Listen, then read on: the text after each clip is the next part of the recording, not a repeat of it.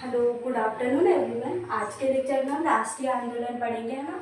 Last 3 lecture से हम राष्ट्रीय आंदोलन पढ़ रहे हैं ना। इसमें आपका हमें बहुत सपोर्ट मिल रहा है और आपके अच्छे अच्छे कमेंट से क्या हमें रोज अच्छी इन्फॉर्मेशन देने के लिए और भी अच्छा आपको कंटेंट प्रोवाइड करने के लिए और भी अपना 100% देने के लिए क्या मोटिवेशन मिलता है। तो आप ऐसे ही हम भी और भी अच्छी प्रयास करेंगे कि और भी अच्छा ऑथेंटिक डाटा और आपको अच्छी चीज़ें प्रोवाइड की जाए, है ना।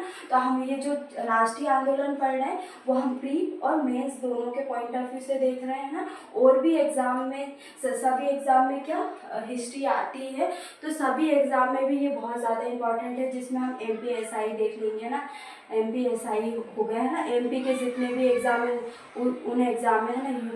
UPSC है ना, UPPSC में भी ये इम्पोर्टेंट रहता है, क्योंकि हिस्ट्री क्या कॉमन रहती है सभी सब्जेक्ट में, है ना। तो इसमें हम सबके जो फैक्चुअल डाटा है वो भी हम लेते हुए चल रहे हैं और मेंस का जो है वो भी हम देख रहे हैं। जैसे जो स्टेट PSC होती है सभी में मेंस होते ही हैं, तो सभी में क्वेश्चन आते हैं, वो अलग अलग मार्क्स में आते हैं। जैसे मैं आपको सिर्फ MPPSC का पढ़ा रही हूँ, जिसमें 2 मार्क्स, 7 मार्क्स और 11 मार्क्स में क्वेश्चन आते हैं ना। तो मैं उसका लेकर चल रही हूँ। बाकी और एग्जाम में जैसे किसी एग्जाम में 3 मार्क्स का क्वेश्चन आएगा तो हम उसको 2 मार्क्स में लिख सकते हैं ना। और एक्स्ट्रा पॉइंट मैं इसलिए लिखती हूँ कि अगर आप और भी किसी स्टेट एग्जाम की तैयारी कर रहे हैं तो उसमें 3 मार्क्स का है, तो आपको जो डाटा है वो कम ना पड़े, है ना, और अच्छा डाटा मिले। और 7 मार्क्स कहीं कहीं आपको 6 मार्क्स में पूछते हैं, और अगर 11 मार्क्स की बोले तो हम 10 मार्क्स में भी पूछ सकते हैं ना।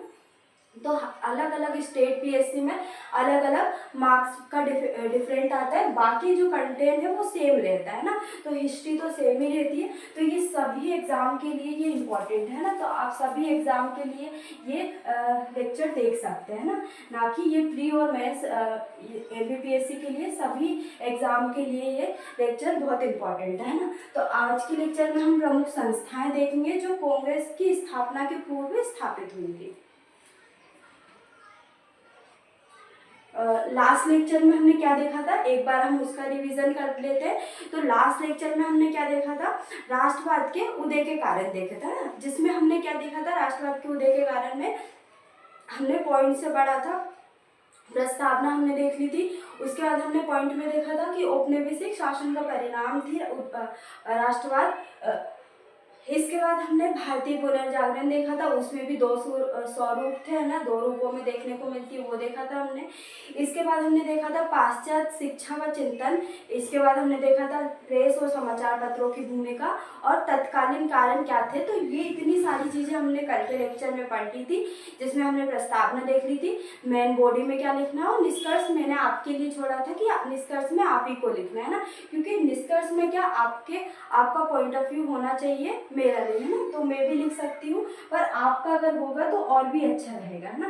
तो निष्कर्ष आप खुद ही लिखना, है ना। और बाकी जो आज के जो लेक्चर में मैं पढ़ाऊंगी वो प्रमुख संस्थाएं जो आपके 2 मार्क्स में ही आने की संभावना है। बाकी ये प्री का हम जो फैक्चुअल डाटा है वो भी लेकर चलेंगे, है ना। तो जो सबसे पहले हम देखेंगे बंग भाषा प्रकाशन सभा, 2 मार्क्स में देखेंगे। हेड होल्डर सोसाइटी, ये भी 2 मार्क्स में। बंगाल ब्रिटिश इंडिया एसोसिएशन, ये भी 2 मार्क्स में देखेंगे। और ब्रिटिश इंडिया एसोसिएशन, है ना। इसके बाद हम बॉम्बे एसोसिएशन, ये भी 2 मार्क्स में।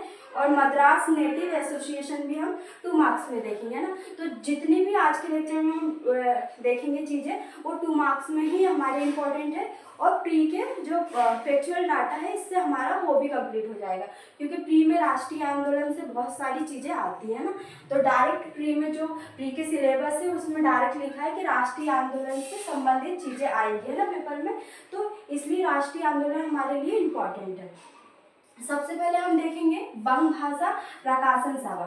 तो इसमें हम देखेंगे कि कब हुई स्थापना, है ना। हम 3 चीजें पढ़ेंगे, 4 चीजें इसमें, कब हुई, कहाँ पे हुई और किसके द्वारा हुई, और अन्य चीजों में हम विशेष करके डालेंगे कि क्या क्या चीजें अन्य हुई, है ना। इसमें आप ये अगर 3 मार्क्स में आपको अलग और स्टेट पीएससी में आए तो आप 3 मार्क्स में भी लिख सकते हैं ना। तो कब हुई? 1836 ईस्वी में हुई। और किसके द्वारा हुई? तो राजा राम मोहन राय के अनुयायियों के द्वारा हुई है ना। इसके बाद इसमें क्या हुआ? इसमें क्या अन्य चीज़ों में हम क्या विशेष करके डाल सकते हैं कि सरकार की नीतियों से संबंधित मामलों की समीक्षा करना है ना। तो इसका उद्देश्य क्या था? बंग भाषा प्रकाशन सभा का। तो सरकार की नीतियाँ, जो भी सरकार के द्वारा जो नीतियाँ बनाई गई थी उनसे संबंधित मामलों की क्या करना? समीक्षा करना है। तो ये भारतीयों के द्वारा ही ये कुछ संस्थाओं की स्थापना की थी, जिससे क्या वो जो ब्रिटिशों के द्वारा जो नीतियाँ लागू की गई थी उनकी समीक्षा कर सके, है ना। इसके बाद हम देखेंगे हेड होल्डर सोसाइटी। तो हेड होल्डर सोसाइटी की स्थापना कब हुई थी? 1838 ईस्वी में हुई थी। और ये कहाँ पे हुई थी? कलकत्ता में, है ना। तो ज़्यादातर जो समितियाँ हैं, जो संस्थाएं बनी थी, वो कहाँ पे? बंगाल, कलकत्ता में ही बनी थी, है ना। और ये किसके द्वारा की गई थी स्थापना? तो द्वारकानाथ टैगोर के द्वारा। किसके द्वारा? द्वारकानाथ टैगोर के द्वारा स्थापना हुई थी। कब की गई थी स्थापना? पहले तो 1838 और कि कहाँ पे? कलकत्ता में। और किसके द्वारा? तो द्वारकानाथ टैगोर के द्वारा।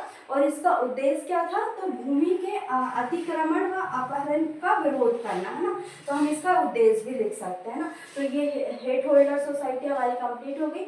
इसके बाद बंगाल ब्रिटिश इंडिया सोसाइटी, है ना। तो इसकी स्थापना कब हुई थी? 1843 ईस्वी में हुई थी। और किसके द्वारा की गई थी? George Thompson. किसके द्वारा? जॉर्ज थॉमसन के द्वारा स्थापना की गई थी। और इसका उद्देश्य क्या था बंगाल ब्रिटिश इंडिया सोसाइटी का?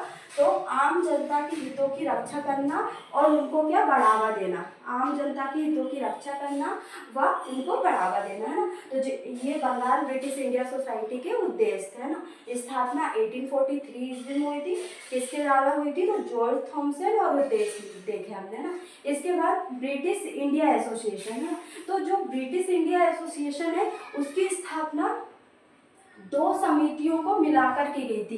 एक तो जब हेड होल्डर सोसाइटी और बंगाल ब्रिटिश इंडिया सोसाइटी को मिलाकर ब्रिटिश इंडिया सोसाइटी की एसोसिएशन की स्थापना की गई थी, है ना। तो कब की गई थी? 1851 में, है ना। 1851 में कहाँ पे की गई थी? कलकत्ता में। और किसके द्वारा की गई थी? तो राधाकांत देव के द्वारा, है ना। और एक अन्य में हम लिख सकते हैं कि किसके संयुक्त की गई थी? तो हेड होल्डर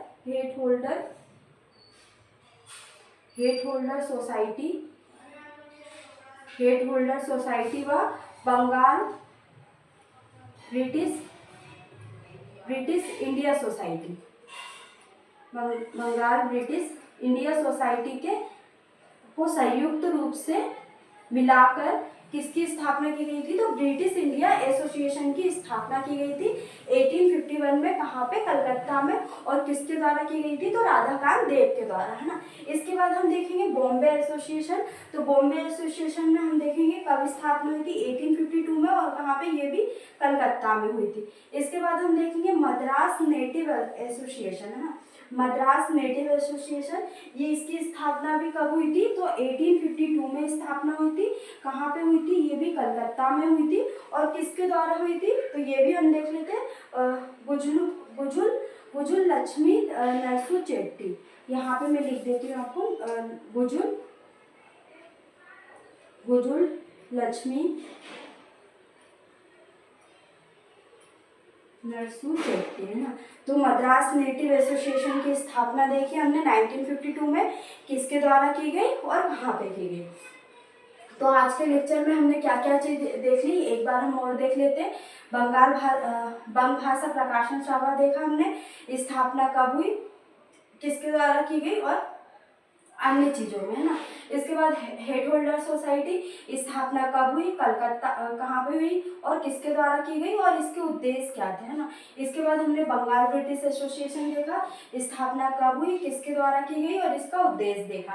इसके बाद ब्रिटिश इंडिया एसोसिएशन स्थापना कब हुई और किसके द्वारा और कहाँ पर की गई और किसके संयुक्त रूप से की गई, है ना। इसके बाद हमने बॉम्बे एसोसिएशन देखा, फिर हमने मद्रास नेटिव एसोसिएशन देखा।